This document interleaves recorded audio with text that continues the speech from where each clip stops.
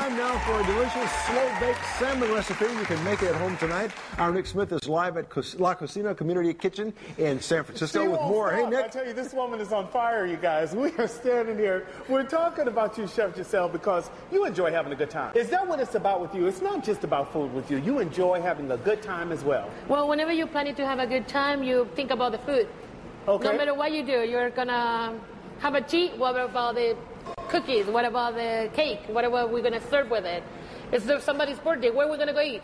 So it's always about having fun first. Of course. Talk to me about the dish that we're making today. We're looking at a great piece of salmon. What is the name of that dish? It's baked salmon with cilantro pesto. It's something very, very simple. That it goes with a lot of type of wine, depends on your taste. And we're going to put potatoes with, roasted potatoes with it.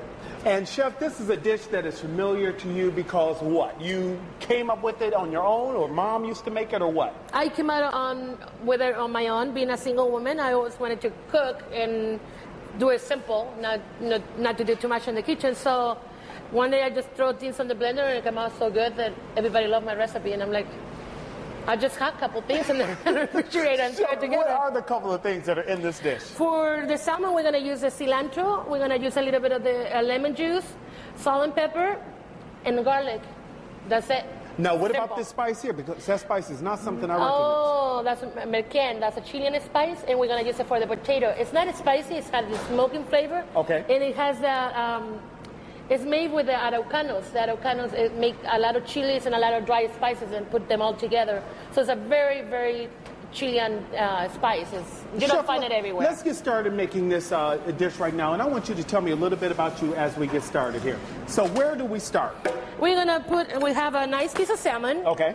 And we're going to have a whole bunch of cilantro. Okay. And we're going to just put it in the blender.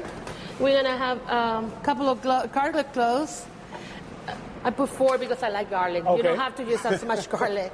I'm just specific on garlic. Salt and pepper. I usually keep a mix of salt and pepper on my hand. Okay. You know, chefs, we usually don't do recipes Chef, that good. I have to ask you, while you're doing that, who gave you the inspiration to cook? Where did that come from for you? From my family, my grandmother on my father's side. Every time we had a good party, she was the one making everything, and I loved it. I love her empanadas, her cookies. I used to get cookies when I was little. If I was a good girl, I get cookies. Okay. And, you know, any Independence Day, she would make empanadas. That's a very Chilean traditional dish. I'm going to make some noise over here. Okay. But you can keep talking to me. That was a traditional dish. That's the most Chilean traditional dish. It's the best. In Chile, we only make beef empanadas. When I got here, I learned that people wanted chicken and they wanted vegetables, so I called the Peruvian chicken and the American vegetable. Because Americans do vegetables in everything. They do it in everything there. And Chileans and Argentinians, South Americans pretty much, we make everything with meat. Chef, talk to me about the catering company, because the reason we're here at La Cocina, this was the place that really helped you launch your business, right? Yes. The catering company, I started it almost 5 years ago over here at La Cocina, thanks to La Cocina.